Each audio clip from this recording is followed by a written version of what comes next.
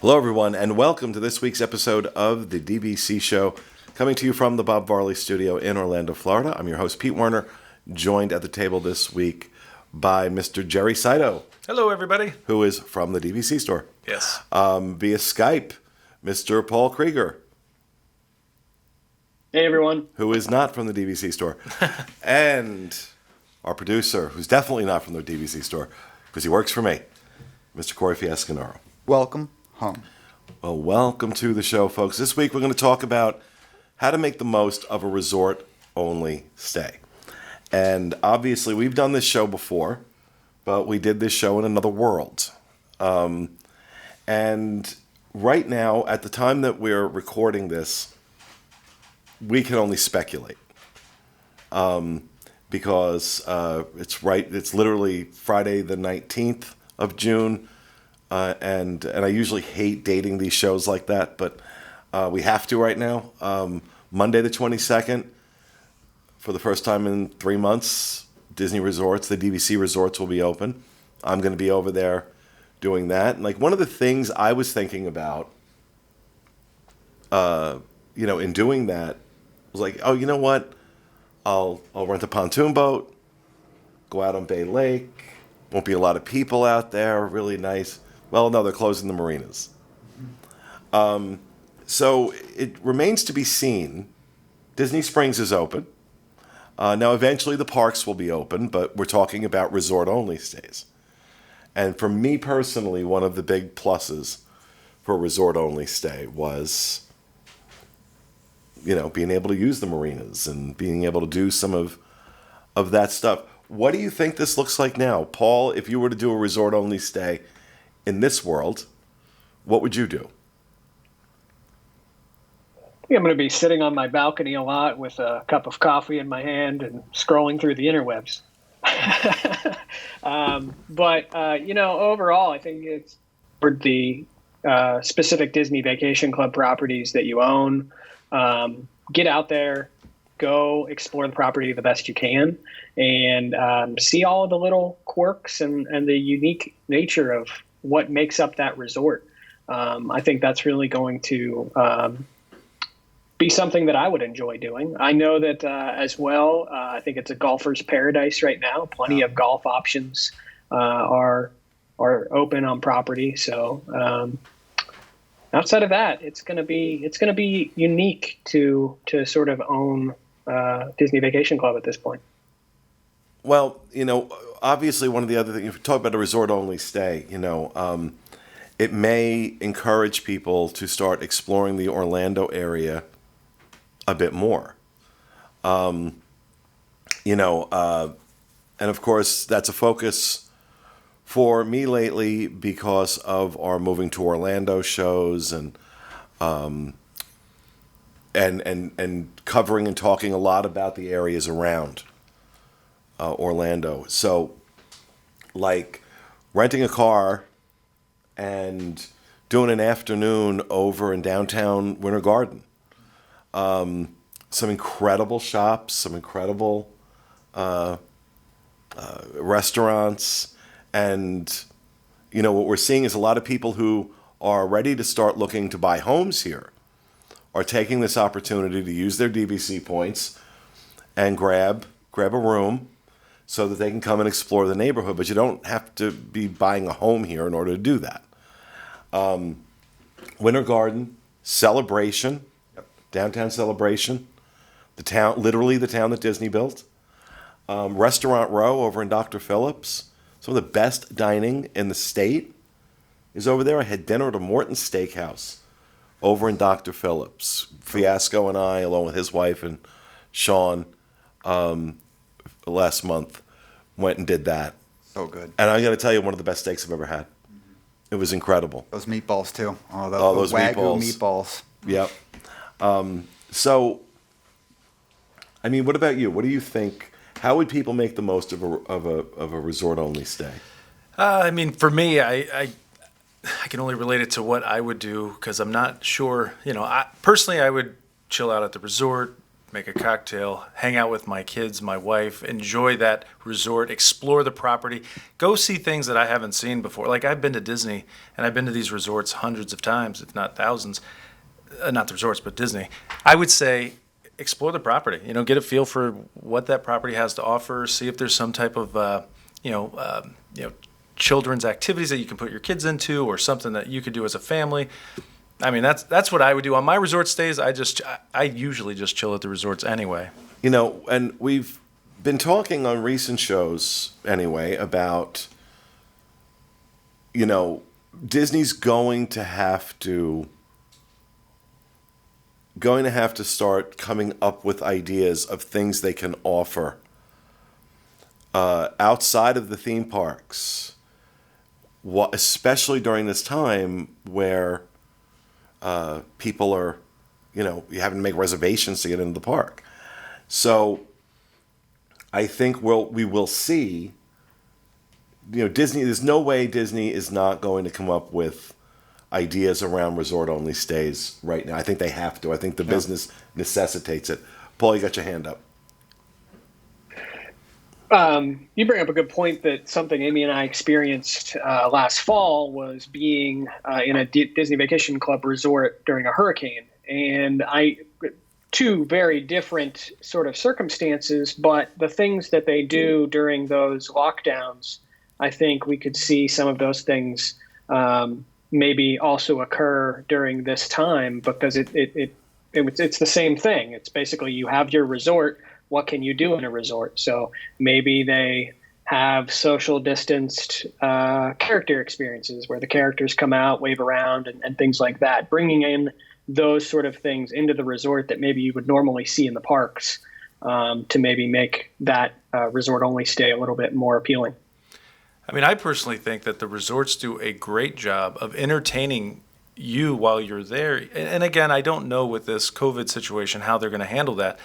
But I have annual passes. I don't go into the parks. When I do a resort stay, I just enjoy the resort. So they've always been able to entertain me and my family. Or even if I'm not being entertained by Disney or their cast, I'm doing something on property that is relaxing, that is enjoyable. Like I don't typically get bored doing a resort stay and not going to the parks. I think the resorts all have something great to offer. They all, they have different events that you can go to or sign up for. Again, post-COVID or during COVID, I don't know, but I really enjoy just resort stays, like not going anywhere. Oh, me too. Yeah, me too. I mean, like a big one for me though is like spas, hitting the spa. Same here.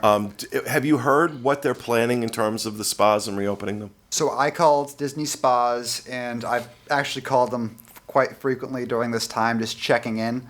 And in the most recent call, which was about 2 weeks ago, they said to call back. They advised me to call back on the 22nd, and that I might be able to make a reservation then. So I'm going to do that, and hopefully, because I was asking if I could book something for October. And they said try back on the 22nd, but no reservations for our services be open until then. So give them a try then and see what you come up with. But for me, on a resort-only stay, that's a big part too. Paul mentioned something earlier in the show about golfers. If you're a golfer, a resort-only stay is literally a paradise to you right now, because the golf courses are actually actively open. You can head over to Shades of Green, and the golfing courses are open there. Also, just enjoying the atmosphere, enjoying the vibes of being on a Disney resort. Some resorts are better for that than others. Just coming straight to mind, Animal Kingdom Lodge. I mean, just a really awesome resort to be at in its own right. You go out, see these animals on the savannah. I'm unsure if stuff like the Wanyama Safari is going to be available, but I wouldn't be surprised if you would be able to book one of those personal safaris. And if you don't know what that is, it's about 7 or 8 people. If you have a small party of just maybe a couple of you, you would normally get paired up with another group. But if you're a family of, let's say, 6 or more, you can probably just book your own personal safari there at the Wanyama Safari. And that's a great way to do a resort-only day or a resort-only stay. So. Well, I think, when we talk about resorts that are great for resort-only stays, Animal Kingdom Lodge is certainly right up there. Yeah. I'll be over at Bay Lake Tower. I think Boardwalk and Beach Club are also great for resort-only stays, even though Stormalone Bay is not going to be open, at least when the resorts reopen. But you still have that loop there around Crescent Lake. It really, like, normally, like, I'm the same as you, Jerry. I'm predominantly resort-only guy. I'll pop into the parks, but generally speaking, I love to hang out at the resorts. Right now, I just want to be back on property. I don't really give a crap what's open. I live here, and I do this for a living. So I have a luxury that many, many people don't. So, but right now, that's just my thing, is I just want to be there. I just want to be there for a couple of days. Paul? In that same boat, I mean, Amy and I have a trip planned for the end of July, and I think it's about 10 days. And normally, being that we are going a significant distance to vacation down there, normally our trips are go, go, go, go, go, and come up for air when you can. I don't know if COVID's changed our perception of that, or just being DVC members and going to the resorts very often has changed our perception. But like you said, Pete, we're just excited to get back to Walt Disney World. And at the end of the day, I don't really care what we end up doing. I'm happy just to be on property, have a little bit of R&R, and get into the parks when we can. And otherwise, maybe check out some things that are in the Orlando area. Maybe head over to Universal. I mean, who knows? Well, and also, I should give a shout out to International Drive. There's some really cool stuff on International Drive that may not normally come up on your radar when the parks are open and everything's normal. But I think there are opportunities. We've talked about this before on other shows, that we tend to go to the parks and do the things we know we like to do, and don't always venture out too much. I think this is there's an opportunity right now for area businesses to bring in some new business and to make some new fans. And to Paul's point, like it's I think a test of endurance to come to Orlando, especially Walt Disney World. These families, they do rope drop, they stay till the last person leaves the park. I mean, this might be the opportunity to take a step back and really get to enjoy these properties for what they are, and not feel like you have to go and see everything and do everything and be at that fast pass at that specific time or that dining reservation. Like this, again, it could be a nice way to step back and really enjoy what these resorts have to offer. Absolutely. Right. Well, I think part of the problem, though, is that we're all in a space right now where we just want things to go back to normal. Right? We want things to go back to normal. We want to do the things we plan to do the things we love to do. I don't think that's coming back for a while. Really. I don't think it's coming back for a while. I don't think the way we did this before is going to be the way we're going to do it moving forward. So we have to start stepping outside of our comfort zones. I am saying this as much for myself as I am for you.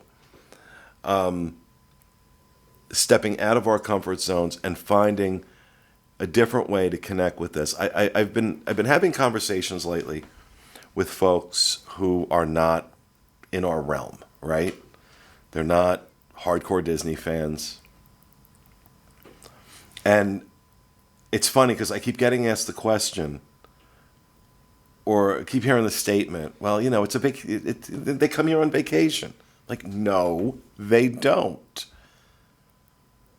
They take vacation time to come here. But this is different for us. This isn't where we go on vacation. We take vacation time to come here. There's something real here for us. There's something much, much deeper than just a vacation destination for those who are the fans, right? The people in this room, the vast majority of you listening to me right now, this is something deeper. And for us, we're going to have to change how we make our connection to it. And I don't know, I can't tell you what that's going to look like. I really can't. But I'm anxious to start the process, because the process requires me to be on property to start it. Requires me to find a different way to be in a place that I love and find a new way to enjoy it that may not look like the other 8,000 times I've done it. And those of us that have been forced into change in our lives, and we all have, very rarely do we come out the other side of that and not say, wow, that was a really good thing that happened, because it changed my perspective on this. It changed how I look at this. It changed how I do this. And yes, maybe it was difficult, maybe it was uncomfortable, maybe it was even painful, but came out the other side better for the experience. And Disney fans will have the same thing, I think. So it's interesting. Like I said, I start giving that a try. Now, usually in the beginning of a change, and I'm not nice. I'm not a nice person. I joke around. It's true, though. I never let go of anything that didn't have claw marks all over it. I don't always embrace change with both arms. I don't go running anxiously into it. But never given up Disney. Never given it up. And neither are you. So we're on this journey together, right? We're going to figure this out, and we're going to find out what this looks like. And we're going to find new things and different things that, I've lived here 23 years, 22 years. There are things here that happens all the time. Like, how have I lived here this long and didn't know this existed? And I live here. And I do this for a living. Imagine what you're going to discover. So I think a lot of our shows moving forward are going to touch on or talk about a lot of that stuff. So, all right, enough preaching for me. That's going to do it, folks, for this week's episode of our show. We hope you enjoyed it. We'll see you again next week with another edition of the DVC Show. Have a great week, folks.